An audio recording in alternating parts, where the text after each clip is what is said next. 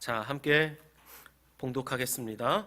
예수께서 즉시 제자들을 재촉하사 자기가 무리를 보내는 동안에 배 타고 앞서 건너편 벳세다로 가게 하시고 무리를 작별하신 후에 기도하러 산으로 가시니라. 저물매 배는 바다 가운데 있고 예수께서는 홀로 무태 계시다가 바람이 거스름으로 제자들이 힘겹게 노젓는 것을 보시고 밤 사경쯤에 바다 위로 걸어서 그들에게 오사 지나가려고 하시매 제자들이 그가 바다 위로 걸어오심을 보고 유령인가 하여 소리 지르니 그들이 다 예수를 보고 놀람이라. 이에 예수께서 곧 그들에게 말씀하여 이르시되 안심하라 내니 두려워하지 말라 하시고 배에 올라 그들에게 가시니 바람이 그치는지라. 제자들이 마음에 심히 놀라니 이는 그들이 그 떡 떼시던 일을 깨닫지 못하고 도리어 그 마음이 둔하여 졌음이로라. 아멘. 오늘 저는 함께 봉독한 이 말씀을 중심으로 마가복음 27번째 누구와 영원히 동행하시겠습니까? 누구와 영원히 동행하시겠습니까? 이와 같은 제목으로 하나님의 은혜의 복음 증거하도록 하겠습니다. 몇 해 전 어머니 칠순을 맞아 외가 어른들과 식사하는 자리를 가졌습니다. 외삼촌들과 이모들 그리고 친척들이 함께 모였는데 어린 시절을 추억하시면서 여러 가지 정겨운 이야기들을 쏟아내고 계셨습니다. 한 가지 아주 인상 깊은 이야기를 들을 수 있었는데 수십 년이 지난 지금도 어린 시절의 추억들이 마치 어제 일처럼 너무 또렷하다는 겁니다. 그때 누가 이런 말을 했었지, 그때 누가 이렇게 했었지, 그걸 다 기억한다는 거예요. 그 이야기를 듣다가 제가 생각했습니다. 그렇다면 예수님의 말씀이 맞아. 성경 말씀이 맞아. 요한복음 14장 16절에 보면 예수님이 제자들에게 이렇게 말씀하십니다. 내가 아버지께 구하겠으니 그가 또 다른 보혜사를 너희에게 주사 영원토록 너희와 함께 하리니. 또 다른 보혜사를 주셔서 영원히 너희와 함께 하시게 하겠다. 약속이자 예수님의 유언과 같은 그런 말씀입니다. 예수님은 육신을 입고 이 땅에 오셨기 때문에 제자들과 영원히 함께 계실 수는 없었습니다. 그래서 사명을 완수하시고 이제 아버지께로 떠나시면 예수님을 대신하실 또 다른 보혜사가 오셔야만 했습니다. 또 다른 보혜사이신 성령님이 오시면 제자들과 함께 계실 것이고 특별히 제자들 속에 거하실 것이라고 약속하셨습니다. 그리고 이어지는 말씀 요한복음 14장 26절에 보면 예수님이 이렇게 말씀하십니다. 보혜사 곧 아버지께서 내 이름으로 보내실 성령 그가 너희에게 모든 것을 가르치시고 내가 너희에게 말한 모든 것을 생각나게 하시리라. 하나님이시고 예수님과 완전히 하나이신 성령 하나님께서 제자들 안에 거하시면서 행하셨던 수많은 일들이 있는데 그 중에 하나가 바로 예수님께서 제자들에게 말씀하셨던 것을 생각나게 하시는 거였습니다. 제 외삼촌들과 이모들이 그 어린 시절의 추억들을 마치 어제 일처럼 또렷이 기억할 수 있다면 하물며 하나님이신 진리의 성령께서 제자들 안에 거하시면서 예수님의 모든 말씀을 생각나게 하셨다면 그 기억력이 얼마나 또렷했을지 말해 무엇하겠습니까? 실제로 예수님의 12제자 중엔 이후에 성령의 영감을 받아서 신약 성경을 기록한 사람들이 있었습니다. 예수님이 사랑하셨던 제자 요한, 그는 요한복음을 기록했습니다. 그리고 요한 1서, 요한 2서, 요한 3서를 기록했고 성경의 제일 마지막 요한계시록을 기록했습니다. 특별히 요한계시록에 보면 예수님의 수많은 어록들이 있는데 그 어록들을 또렷이 다 기억하여 기록해 놓았습니다. 또 세리였던 마태는 마태복음을 기록했고, 예수님의 수제자였던 베드로는 베드로전서와 베드로후서를 기록하면서 초대교회를 무너지지 않도록 떠받쳤습니다. 하지만 그들이 비록 성령을 받아 예수님이 하셨던 말씀과 또 예수님의 행적을 또렷이 기억해내고 기록했지만, 예수님이 십자가에서 죽으실 때 그들은 예수님을 몰랐습니다. 예수님이 보통 사람과 똑같이 죽으시고 무덤에 장사되셨을 때, 그때도 제자들은 예수님이 누구이신지 전혀 몰랐습니다. 3일 만에 부활하셨을 때도 놀라기는 했지만 그들은 예수님을 제대로 알지 못했습니다. 그렇다면 그들이 언제 예수님을 제대로 알 수 있었나요? 사도행전 2장을 보면 유대인의 3대 명절 중에 하나인 오순절 사건이 나오죠. 그때 교회에 성령이 임합니다. 그제서야 제자들은 과거에 예수님이 행하셨던 그 모든 행적과 예수님이 가르쳐 주셨던 그 모든 가르침을 이해하기 시작했습니다. 예수님의 수많은 가르침과 행적 중에서 지난 주일에 우리는 오병이어 사건을 주목해서 보았습니다. 제자들이 기록했던 이 4가지의 복음서 가운데 예수님의 부활 사건을 제외하고 사복음서에 모두 등장하는 유일한 기적은 바로 오병이어의 기적이었습니다. 그만큼 이 오병이어의 기적은 제자들의 뇌리에 아주 깊이 새겨져 있었다는 것을 알 수 있습니다. 그런데 오늘 함께 봉독한 요한복음 6장 45절부터 52절 말씀을 보면, 오병이어 사건이 일어난 직후에 예수님께서 서둘러서 제자들을 바다 건너편으로 보내시는 것을 볼 수 있습니다.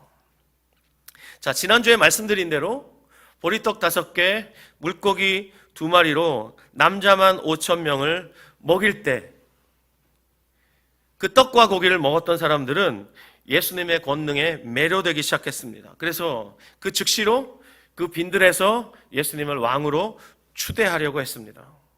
그러나 예수님은 그것을 거부하셨습니다.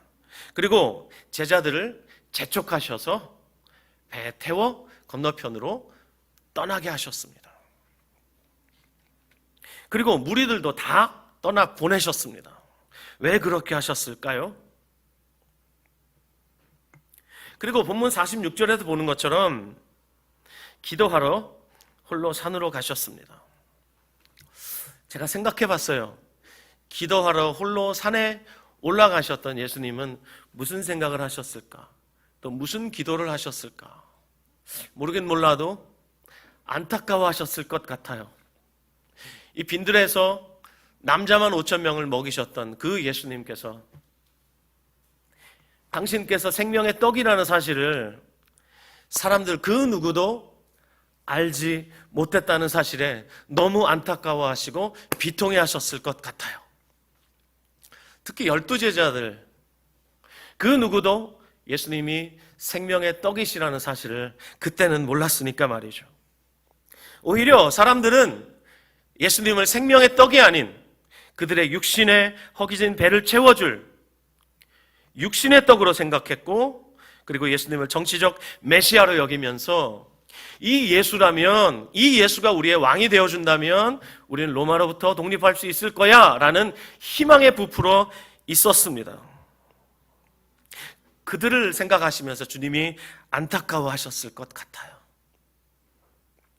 그리고 예수님이 무슨 기도를 하셨을까 생각해 볼 때 예수님이 다시 한번 육신을 입고 이 땅에 오신 목적과 그 사명을 다시 한번 마음속에 깊이 새기시면서 끝까지 이 십자가의 길을 가실 수 있도록 하늘아버지께 힘을 달라고 기도하셨을 것 같아요. 여러분도 그렇게 생각이 드시죠? 그렇다고 하세요. 자, 그렇게 예수님이 산에서 홀로 기도하시면서 하나님과 독대하고 있을 때 그 시간에 제자들은 배를 타고 갈릴리 바다를 건너가다가 바다 한가운데에서 사투를 벌이게 됐습니다. 자, 오늘 본문 48절에 보면 이렇게 기록하고 있죠.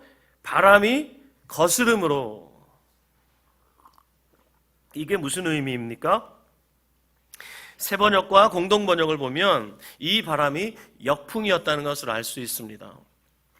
우리가 잘 나갈 땐 순풍에 돛단 듯하다 이런 말을 하잖아요. 그런데 지금은 역풍이 불어오고 있는 거예요. 그리고 48절 계속 보시면 그 시각이 밤 4경쯤이라고 되어 있는데 밤 4경은 당시 그 시간으로 새벽 3시부터 6시까지. 이때가 가장 어두울 때잖아요. 지금 이들은 칠흑같이 어두운 한 치 앞도 안 보이는 그곳에서 초저녁부터 출발한 그 항해가 지금은 도무지 조금도 앞으로 나아갈 수 없는 그런 역경과 고난을 맞이하고 있는 거예요. 그때 예수님께서 바다 위로 걸어서 제자들에게 오셨습니다. 그런데 본문 48절 읽다 보면 이해되지 않는 말씀이 있죠. 48절 보시죠. 바람이 거스름으로 제자들이 힘겹게 노젓는 것을 보시고 밤 4경쯤에 바다 위로 걸어서 그들에게 오사 지나가시려고 하시매. 제가 세 번역으로 한번 읽겠습니다. 그런데 예수께서는 그들이 노를 젓느라고 몹시 애쓰는 것을 보셨다. 바람이 거슬러서 불어왔기 때문이다. 이른 새벽에 예수께서 바다 위를 걸어서 그들에게로 가시다가 그들을 지나쳐 가려고 하셨다. 무태 계셨던 예수님께서 바다 한가운데서 고난당하고 있었던 그 제자들 다 보고 계셨습니다. 하나님이신 예수님께서 다 보고 계신 거예요. 그 칠흑 같은 어둠 속에서 제자들이 어떤 고난을 당하고 있는지 주님이 주목해 보고 계셨어요. 자, 그들에게 무리를 걸어서 가시죠. 여기까지는 우리 상식으로 이해가 돼요. 그렇죠? 그런데 이해되지 않는 예수님의 모습이 있습니다. 그들을 지나쳐 가려고 하셨던 거예요. 지금 그들에게 곧바로 가셔야죠. 그런데 지나쳐 가려고 하셨다. 이렇게 말씀하고 있습니다. 앞에서 이미 말씀드렸던 것처럼 이때 당시 제자들은 예수님이 누군지 전혀 몰랐습니다. 그분이 하나님의 아들이시고 그들의 인생의 주인이시고 온 우주 만물을 창조하신 대주제이시라는 사실을, 역사의 주관자이시고 심판자라는 사실을 그들은 몰랐습니다. 그런데 지금 다급하게 고생하고 있는 그들을 구원하시기 위해서 다가오시던 예수님께서 그들을 지나쳐 가려고 하시는 모습을 보면서 제자들이 몹시 당황했을 겁니다. 이미 우리가 마가복음 4장 말미에서 보았어요. 예수님께서 큰 광풍과 파도를 말씀 한마디로 잠잠하게 하셨던 그 사건 말입니다. 그런데 오늘 본문에서 주님이 그렇게 하지 않으시고 지금 고생하시는 제자들을 보시면서 모른 척 지나가려고 하셨단 말입니다. 이 사건도 나중에 제자들이 성령을 받고 다 이해했습니다. 그 중에 마가가 이 사건을 여기 기록했다는 이유는, 기록했다는 것은 마가가 예수님이 어떤 의도로 그렇게 하셨는지 다 알았다는 것이죠. 자, 이 지나쳐 가시려던 예수님의 모습을 통해서 예수님이 무언가를 말씀하시려고 하셨다는 거예요. 여러분, 예수님의 말씀은, 예수님의 모든 행동은 다 메시지가 있습니다. 무슨 메시지일까요? 내가 바로 하나님이다 라는 메시지예요. 이해되지 않으시죠? 아니, 모른 척하고 지나가시는 모습이 무슨 하나님의 모습이야 라고 의아하실 텐데, 다 함께 출애굽기 33장 18절에서 23절 말씀 보겠습니다. 출애굽기 33장 18절에서 23절 말씀. 출애굽기 33장 18절에서 23절 같이 읽읍시다.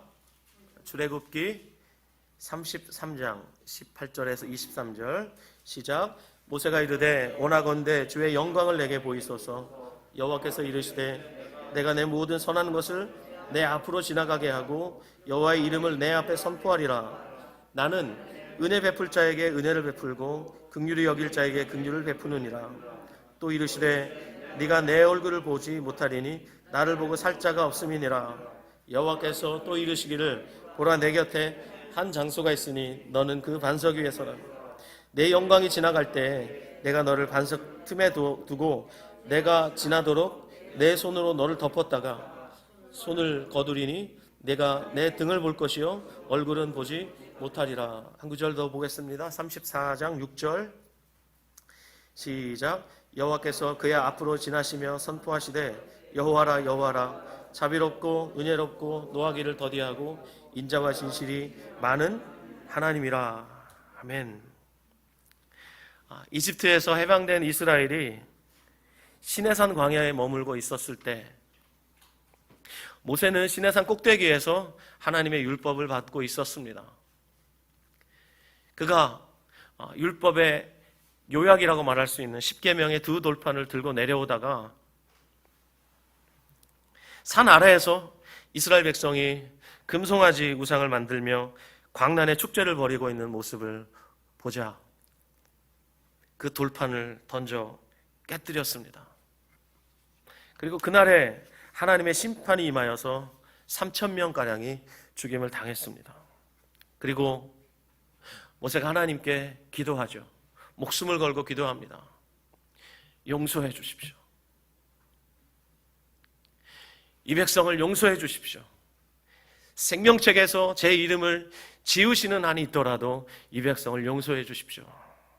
그때 하나님께서 용서하겠다고 말씀하시는데 청천벽력과 같은 말씀이 떨어집니다.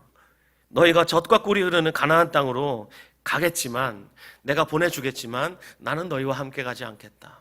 출애굽기 33장 3절 말씀입니다. 보시죠. 너희를 젖과 꿀이 흐르는 땅에 이르게 하려니와 나는 너희와 함께 올라가지 아니하리니 너희는 목이 곧은 백성인즉 내가 길에서 너희를 진멸할까 염려함이라 하시니. 여러분, 하나님이 함께 계시지 않는 이스라엘은 이스라엘 아닙니다. 하나님이 이스라엘을 선택하신 이유가 무엇입니까? 그들이 열방 중에서, 모든 민족 중에서 가장 연약했기 때문이에요. 꼭 기억하십시오. 가장 연약했던, 가장 수요가 적었던 그들을 선택하심으로 그들을 통해서 하나님은 하나님 되심을 온 열방에 선포하기를 원하셨습니다. 그런데 이제 주님께서 그들과 동행하시기를 거절하십니다. 내가 너희가 원하는 대로는 해줄게. 하지만 나는 너희와 함께 가지 않을 거야. 그때 모세는 그것이 무슨 의미인지 알았습니다. 하나님이 안 계신 이스라엘은 더 이상 이스라엘일 수 없었기 때문에 비통함으로, 애통함으로 하나님께 기도합니다. 그때 하나님께서 그 모세의 기도에 응답하시죠. 33장 14절 여호와께서 이르시되 내가 친히 가리라. 내가 너를 쉬게 하리라.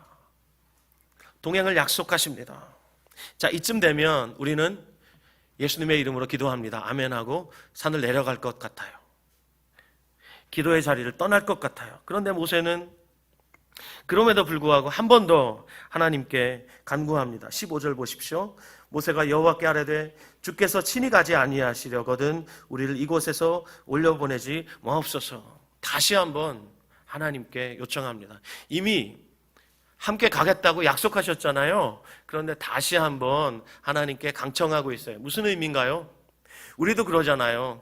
누구랑 약속하고 그 약속을 맺고 나면 꼭 이렇게 말하죠. 꼭 약속 지켜. 그런 것처럼 하나님 꼭 같이 가셔야 돼요. 이렇게 하나님께 말하고 있는 거예요. 근데 여기서 멈추지 않았어요.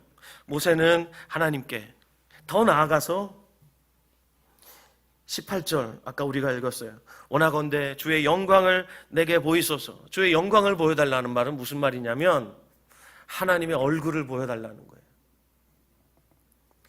근데 이건 사실 목숨을 건 기도예요. 주님께서 20절에 말씀하시잖아요. 네가 내 얼굴을 보지 못한다. 나를 보고 살 자가 없기 때문이다. 모세도 알아요. 그렇지만 하나님께 요청해요. 주의 얼굴을 보이십시오. 그리고 19절엔 하나님께서 응답하시면서 모든 선한 것을 내 앞으로 지나가게 하겠다. 내가 너에게 보이겠다. 이렇게 말씀하시는 거예요. 근데 하나님의 얼굴은 그 누구도 볼 수는 없어요. 그래서 하나님이 어떻게 하시냐면 21절에 보면 한 장소를 지정하시죠. 그 반석 위에 서라 말씀하시고 22절 주목하십시오. 내 영광이 지나갈 때 내가 너를 반석 틈에 두고 내가 지나도록 내 손으로 너를 덮었다가 손을 거둘 것이다. 그래서 네가 내 등을 볼 것이다. 잠깐 희미하게나마 내 등을 보는 것은 내가 허락해 주겠다. 역사상 그 누구도 보지 못했던 전무후무한 역사가 여기 기록되어 있습니다. 자, 모세 앞을 지나가시면서 그 손으로 모세를 덮으신 하나님. 그래서 모세는 하나님의 뒷모습만 잠깐 희미하게나마 볼 수 있었습니다.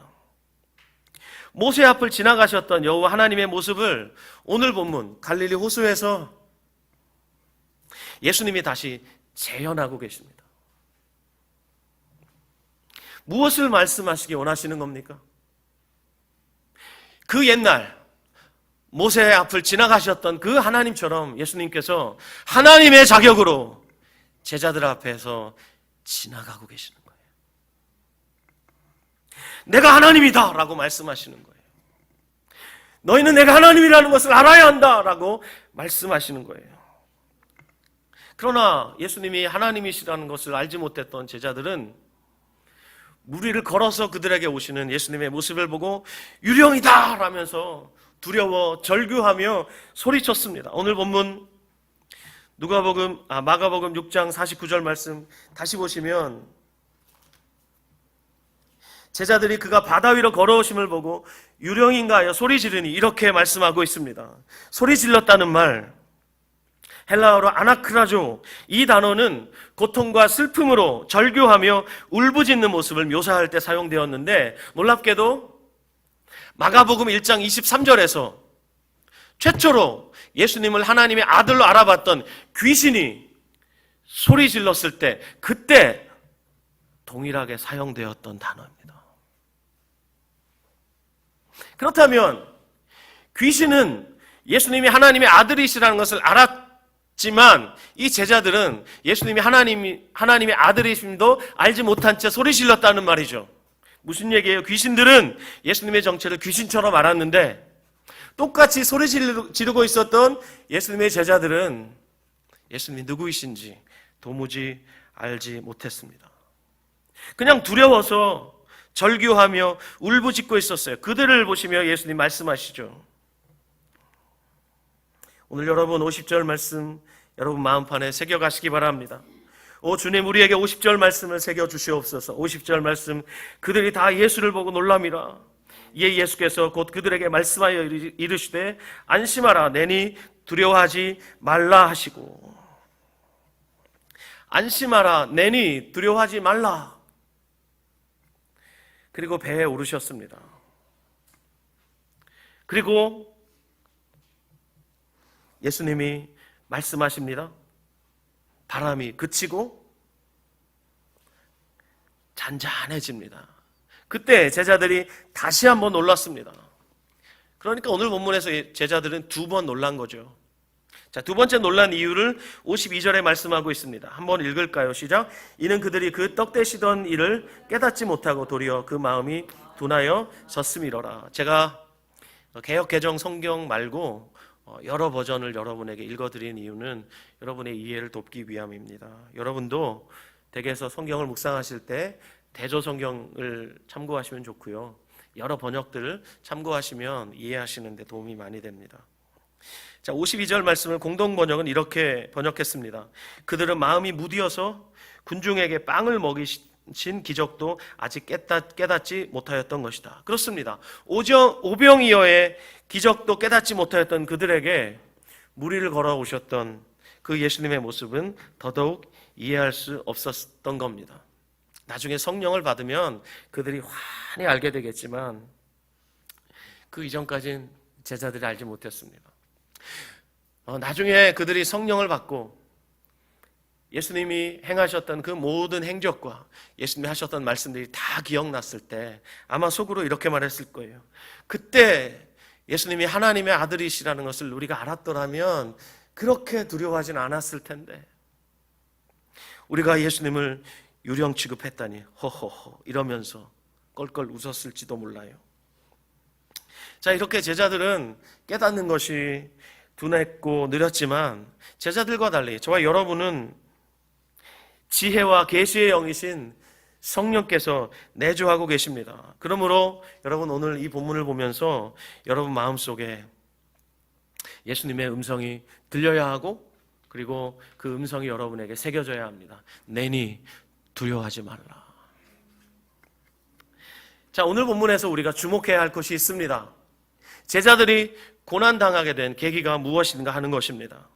45절 말씀 다시 보십시오. 예수께서 즉시 제자들을 재촉하사 자기가 무리를 보내는 동안에 배 타고 앞서 건너편 벳세다로 가게 하시고. 자, 무리가 왜 바다 한가운데서 고난을 당하게 되었습니까?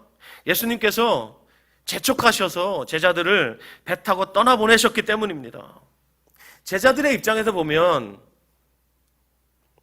그들이 순종했기 때문에 고난 당한 겁니다. 순종했는데 고난 당했다? 생각해 보십시오. 순종하면 복 받아야 되지 않습니까? 기독교를 저급하게 가르친 사람들이 그렇게 설교했지 않습니까? 순종하면 무조건 복 받는다. 다 잘 된다. 우리 중에 고난 당하는 것을 좋아할 사람은 한 사람도 없습니다. 사람들이 그래서 고난 당하는 것을 싫어하기 때문에 종교를 찾습니다. 종교를 찾는 이유, 저는 한마디로 이렇게 말하고 싶습니다. 고난에서 벗어나기 위함이다. 이건 절대로 과한 말도 아니고 틀린 말도 아닙니다. 왜냐하면 제가 교회를 개척한 후 개척한 그 지역에서 정말 많은 사람들에게 전도지도 뿌리고 만나서 대화도 해보고, 특히 만나서 이야기 나누다가 기도해드리겠다고 기도 제목을 여쭤보면 그분들이요, 아니 자기를 위해서 기도해 주겠다는데 불신자건 믿는 사람이건 목사에게 기도 제목을 얘기해 줘요. 혹은 마음의 소원을 얘기해 줘요. 열이면 열, 자신이 불신자건 그리스도인이건 제게 자신의 소원, 자신의 문제를 말해 주었는데, 여러분 제가 놀란 게 있어요. 그건 뭐냐면 불신자나 그리스도인이라고 말씀하시는 분들이나 전부 제게 알려준 기도 제목, 문제거리가 똑같아요. 첫 번째, 건강. 두 번째, 행복.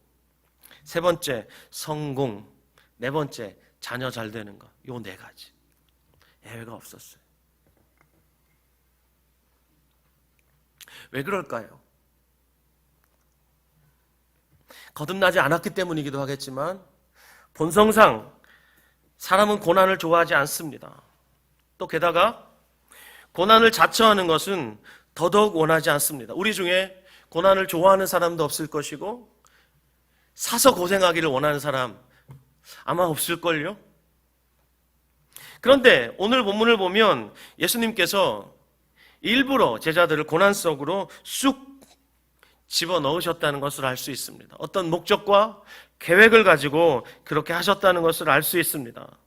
왜냐하면 본문 45절에 나오는 재촉하다라는 동사 때문이에요. 이 재촉하다라고 번역된 이 동사는 강제적으로, 의도적으로 무엇을 하게 하다라는 의미를 가지고 있어요. 그렇다면 오늘 본문에서 제자들의 고난에는 예수님이 의도하셨던 특별한 목적이 있었다는 것을 알 수 있습니다. 자, 앞으로 알게 되겠지만 이 마가복음을 통해서 이 제자들의 어처구니 없는 모습들을 우리가 계속해서 묵상하게 되겠지만, 사실 제자들도 자신들의 성공을 위해서 예수님을 따르고 있었어요. 이때 당시만 해도. 나중에 우리가 살펴보겠지만 한 번은 예수님과 함께 예루살렘을 향해서 가고 있던 그날 갑자기 길을 가다가 세베대의 두 아들 야고보와 요한 형제가 갑자기 예수님께 이렇게 청탁을 합니다. 주여, 주께서 권세를 얻으실 때 로마 제국을 뒤집어 엎으시고 예수님이 세상의 왕으로 등극하실 때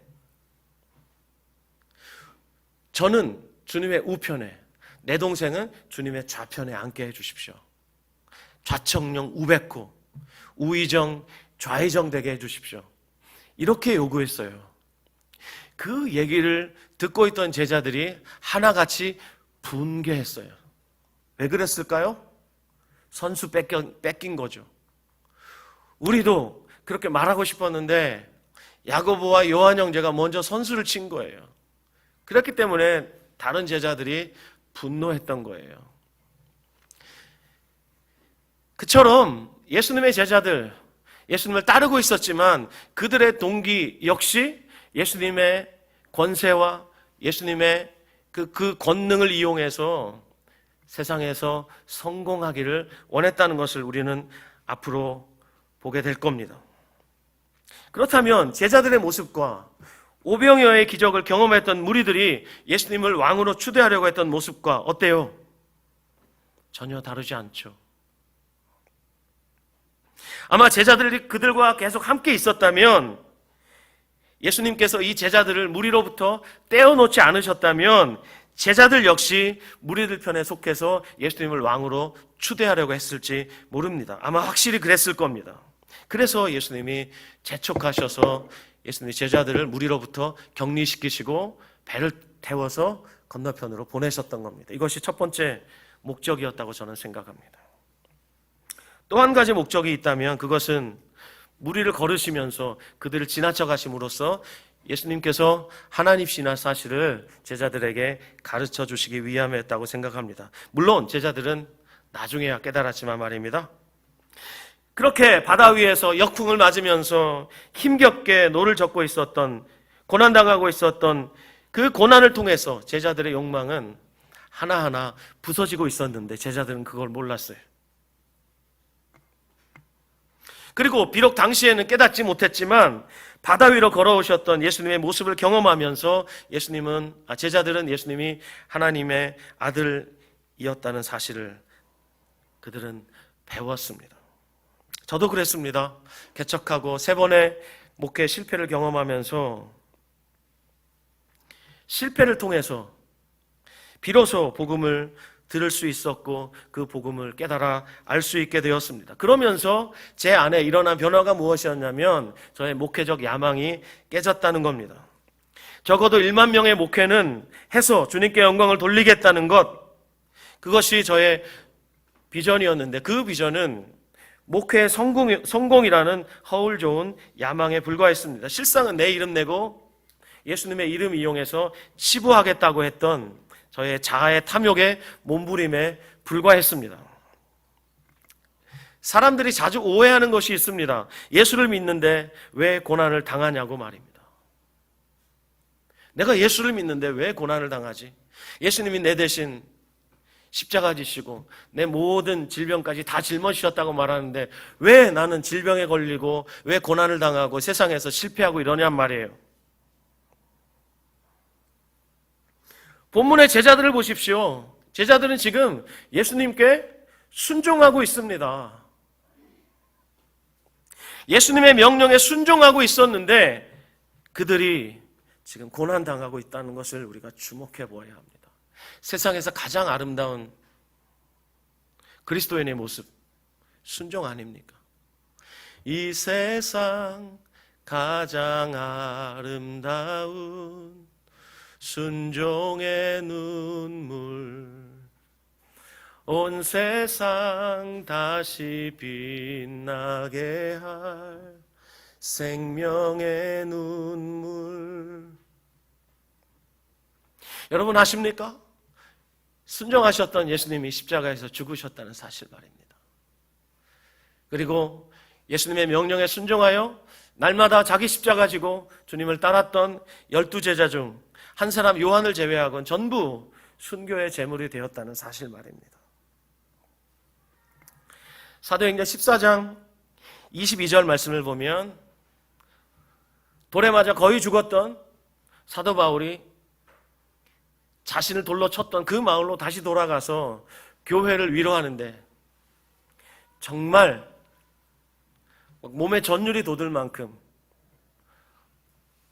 너무나 놀라운 바울의 모습 아닙니까? 바울이 온 몸에 돌로 맞은 그 피투성이 자국을 지닌 그대로 자기를 돌로 쳤던 그 도시로 들어가서 교회들을 권면하면서 이렇게 말합니다. 복음을 그 성에 전하여 많은 사람을 제자로 삼고 루스드라와 이고니온과 안디옥으로 돌아가서 제자들의 마음을 굳게 하여 이 믿음에 머물러 있으라 권하고. 주의하여 들어보십시오. 우리가 하나님의 나라에 들어가려면 많은 환난을 겪어야 할 것이라고. 사도행전 14장 22절 말씀입니다. 우리가 하나님 나라에 들어가려면 많은 환난을 겪어야 할 것이라. 예수님이 제자들에게 하셨던 말씀도 이와 마찬가지입니다. 이것을 너희에게 이르는 것은 너희로 내 안에서 평안을 누리게 하려 함이라. 세상에서는 너희가 환난을 당하나 담대하라. 내가 세상을 이기었노라. 세상에서 너희가 환난을 당한다. 나 때문에 환난을 당한다. 너희가 아무 잘못이 없어도 나 때문에라도 환난을 당한다. 그래서 여러분, 예수님 제자들에게 환난은 필수였습니다. 그리스도의 몸인 교회도 고난을 피할 수 없습니다. 그러나 예수님께서 십자가에서 이미 세상을 이기셨고 그 승리를 교회에게 주셨습니다. 승리하신 주님께서 교회와 함께 하시기 때문에 오늘도 교회는 승리할 수밖에 없습니다. 비록 고난을 피할 수 없지만 그 고난 중에 교회는 승리합니다. 자, 이 고난 가운데 있던 제자들에게 오셔서 예수님이 하신 말씀, 50절 말씀, 오늘 여러분 마음판에 이 말씀이 새겨지기를 바랍니다. 50절 말씀, 예수님 뭐라고 말씀하셨죠? 안심하라, 내니 두려워하지 말라. 특히 내니라는 이 짧은 이 한 단어가 여러분 마음에 새겨지기 바랍니다. 이제 12월 25일에 우리 공동체가 허락되시는 분들과 함께 뮤지컬 요한복음을 보러 갈 텐데, 요한복음에는 예수님의 7가지 표적이 상세히 기록되어 있습니다. 예수님이 표적을 행하시면서 자신의 정체를 드러내시는데 그때마다 예수님이 하시는 말씀이 있습니다. 내니, 바로 이 말씀입니다. 에고 에이미, 헬라어로 나는 나다라는 하나님만이 쓰실 수 있는 그 표현을 예수님이 쓰시는 거예요. 에고 에이미, 나는 나다. 이 말씀의 기원은 출애굽기 3장에 나옵니다. 3장에 모세가 자신을 불러내신 하나님께 여쭙습니다. 하나님, 이스라엘 백성에게 가서 하나님을 어떻게 소개할까요? 그때 하나님 말씀하시죠. 나는 나다. 세상 이렇게 자기를 소개하면 백발백중 면접에 다 떨어집니다. 자기를 소개하십시오. 저는 전데요. 집에 가세요. 우리는 우리 자신을 설명할 때 수많은 설명들을 갖다 붙여야 됩니다. 그렇죠? 그런데 하나님은 그렇게 하실 필요가 없어요. 절대적인 타자이시기 때문에 그렇게 하실 필요가 없어요. 우리나라 역대 대통령 중에 김대중 대통령이라는 분이 계셨습니다. 지금은 작고하셨지만 그분이 살아계실 때 대통령이 되시기 전에 그분의 명함이 어떻게 새겨져 있었는 줄 아세요? 대한민국 김대중. 이게 전부예요. 전화번호도 없고 이메일 주소도 없고 뒤에 그 많은 경력 하나도 없습니다. 그냥 명함에 그게 전부예요. 대한민국 김대중. 이게 전부예요. 제가 그분을 존경한다 이런 뜻이 아니라 그분이 그렇게 자기를 사람들에게 어필했다는 거예요. 대한민국을 대표하는 김대중이 있다 이런 뜻이었겠죠. 하나님은 사람들에게 이해를 요구할 필요가 없는 분입니다. 스스로 만족하시고 누가 인정해 주든 인정해 주지 않든 누가 하나님으로 선포해 주든 주지 않든 하나님은 하나님이시기 때문에 영원 전부터 홀로 계셨고 영원까지 예수님은 당신 홀로 영원히 만족하시기 때문에 누구에게 당신을 어필하실 필요가 없습니다. 근데 모세가 묻잖아요. 하나님, 당신을 누구라고 소개해요? 그때 우리 상식으로는 도저히 이해되지 않는 말씀을 하시죠. 나는 나다. 이걸 우리 출애굽기 3장 14절에서 이렇게 번역했어요. 나는 스스로 있는 자니라. 번역이 부족하죠. 나는 나다. 그렇게 번역했어야 되는데 그 말을 신약성경에 예수님께서 그대로 말씀하세요. 무슨 얘기예요? 출애굽기에 모세를 부르셨던 그 하나님이 바로 예수님이시다. 이 말이죠. 예수님께서 내가 바로 하나님이다 라고 말씀하시는 거예요.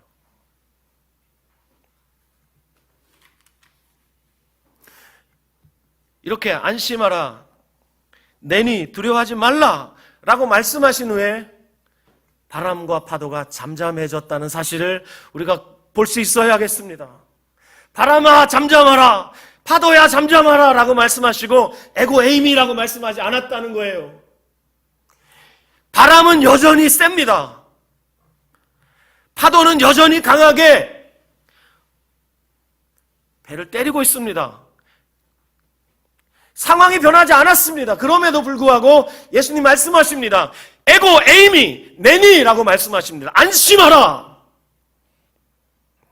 그래서 여러분, 하나님이 함께 하신다면 그것으로 충분하다는 것을 말씀하시는 겁니다. 이해하실 수 있겠습니까?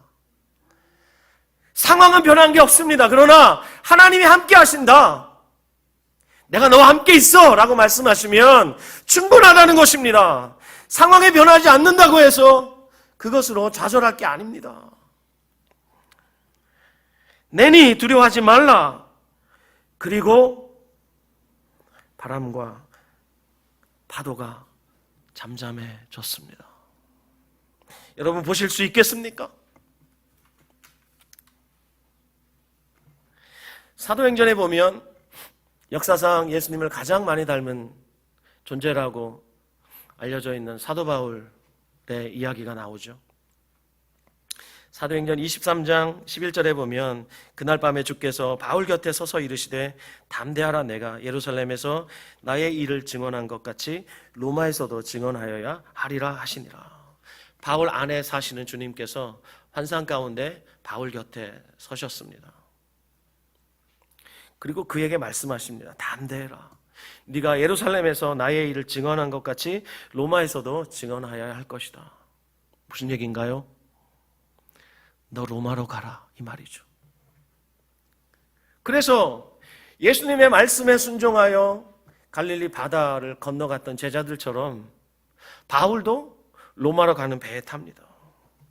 그리고 사도행전 27장 4절에 보면 유라굴로라는 큰 광풍이 일어납니다.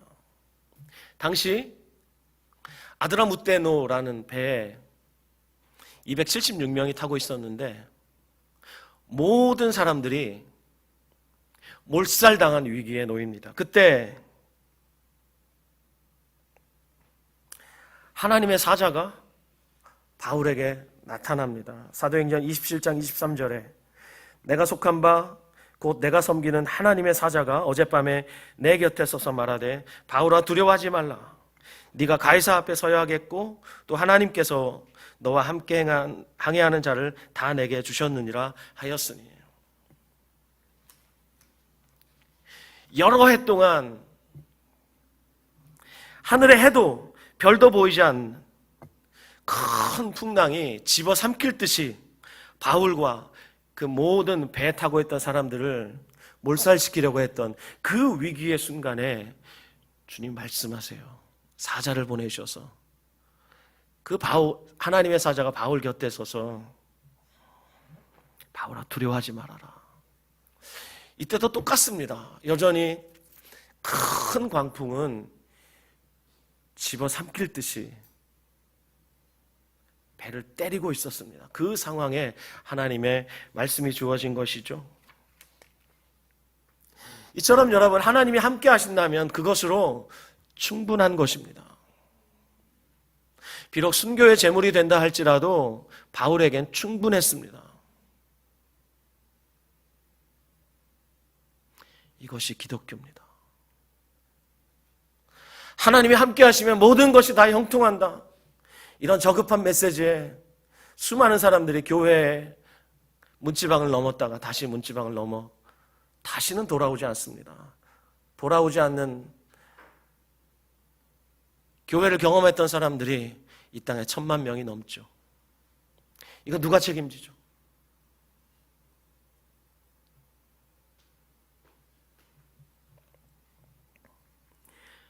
예수님 떠나시면서 제자들에게 마지막으로 유언하신 말씀, 여러분이 잘 아시는 말씀이에요. 보라, 세상 끝날까지 내가 너희와 항상 함께 있으리라.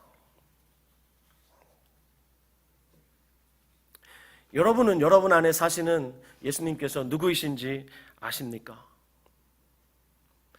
그분이 하나님의 아들, 사람의 아들이 사람인 것처럼 하나님의 아들이 하나님이시라는 사실을 우리가 안다면, 여러분 안에 사시는 그 예수님께서 하나님이시라는 것을 아신다면 여러분 어떻습니까? 그것으로 충분하시겠습니까?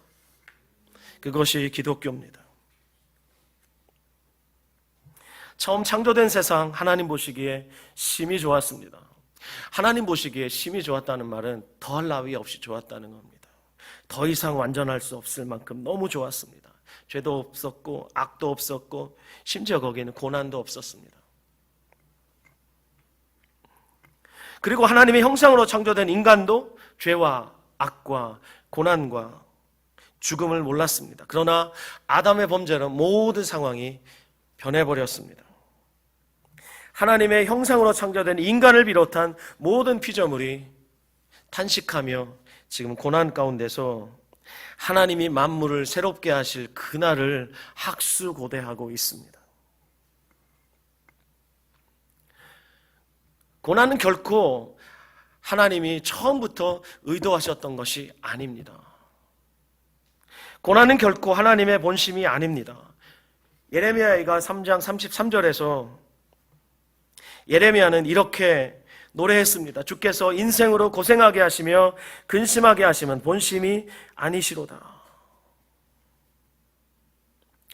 인생이 고생하고 근심하는 것은 하나님의 본심이 아니랍니다. 저는 이 말씀을 믿습니다.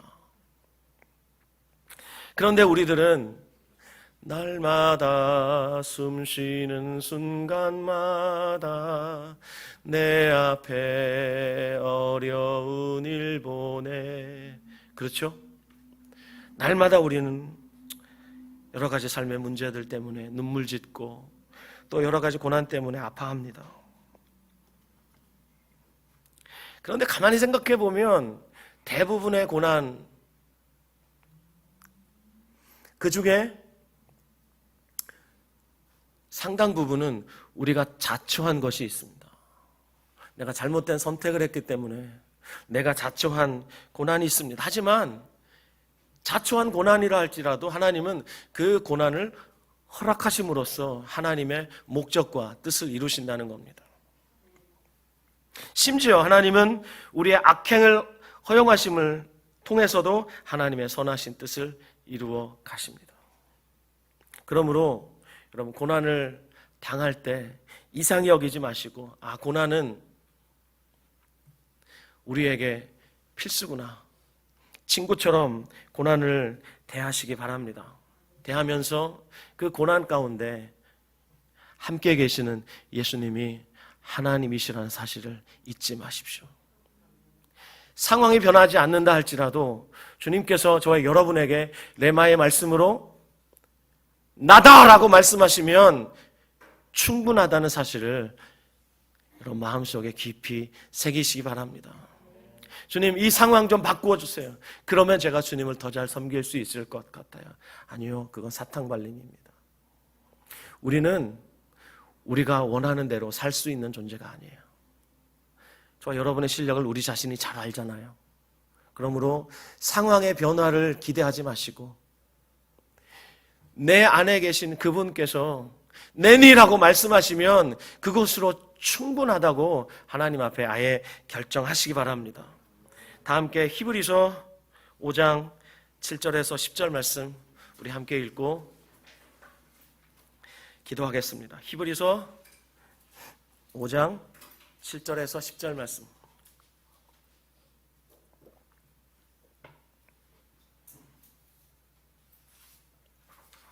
히브리서 5장 7절에서 10절 말씀. 우리 함께 읽읍시다. 시작. 그는 육체에 계실 때 자기를 죽음에서 능히 구원하실 이에게 심한 통곡과 눈물로 간구와 소원을 올렸고 그의 경건하심으로 말미암아 들으심을 얻었느니라.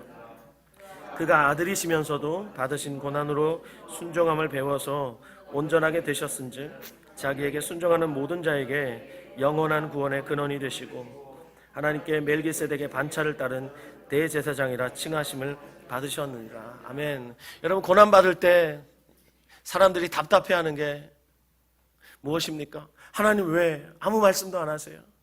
왜 못 본 척 하세요? 마치 고난당하고 있었던 제자들을 못 본 채 하시고 지나가려고 하셨던 예수님처럼 그 예수님의 모습 때문에 섭섭하단 말입니다. 왜 하나님 모른 채 하세요? 왜 나에게 응답 안 하세요? 왜 내 문제 해결 안 해주세요? 라고 하나님 앞에 외치기가 쉬워요. 그렇죠? 그렇지만 하나님이 그렇게 하시는 데는 다 이유가 있습니다. 우리가 다 알지 못하는 이유가 있습니다. 방금 우리가 함께 읽은 본문에 따르면 그가 아들이시면서도 받으신 고난으로 순종함을 배웠다라고 말씀합니다. 하나님의 아들이심에도 불구하고 예수님도 고난 받으셨습니다. 그것을 통해서 예수님은 대제사장의 자격을 얻으셨습니다. 그래서 지금 하나님 보좌 우편에 앉아 계시면서 우리를 위해서 대제사장적인 기도를 하시는데, 그렇게 기도하실 수 있는 이유는 저와 여러분이 이 땅에서 당할 수 있는 모든 고난을 하나도 남김없이 예수님께서 이미 다 겪으셨고 당하셨기 때문입니다. 저와 여러분을 너무나 잘 아십니다. 존재했던 그 모든 육체들 중에 예수님처럼 고난 많이 당한 사람은 없습니다. 그러므로 예수님은 우리 모든 고난을 이해하시고 오늘도 동정하시고 우리를 그 고난 가운데서 충분히 위로하시고 우리를 그 고난에서 건져내실 수도 있고 그 고난 가운데서 우리를 예수님 닮은 형상으로 만들어 가시는 분이십니다. 이 하나님을 저는 나의 주님으로 섬기고 있습니다. 여러분도 그렇습니까? 저는 이분과 함께 이 인생을 마치려고 합니다. 그리고 죽음의 문을 넘어설 때 이분이 여전히 저와 함께 하실 것이라는 것을 저는 압니다. 자기 아들을 아끼지 않고 내어주시니가 어찌 그 아들과 함께 모든 좋은 것을 은사로 주시지 않겠느냐 라고 로마서 8장 32절에 말씀하셨습니다. 제가 너무나 좋아하는 말씀입니다. 저는 저를 위해 목숨 버려 생명 버려 저를 구원하신 분이라면 이 땅에서의 삶뿐 아니라 영원까지라도 그분께 맡길 수 있습니다. 여러분, 누구와 영원히 동행하기를 원하십니까? 이 땅에 사랑하는 가족들, 때가 되면 우리를 떠나가고 우리 또한 사랑하는 가족들을 떠나야 합니다. 우리가 그 누구를 철석같이 의지한들 그 사람 역시 이 땅에서 유한한 생명을 가지고 있다는 것을 우리는 알아야 합니다. 이 땅에 그 누구도 소망 둘 이유가 없는 것이 바로 이 때문입니다. 그 누구도 이 땅에서 영원히 살 수 없습니다. 그런데 영원한 가족이 있습니다. 바로 하나님의 자녀들, 교회 말입니다. 그러므로 교회가 그렇게 중요한 것입니다.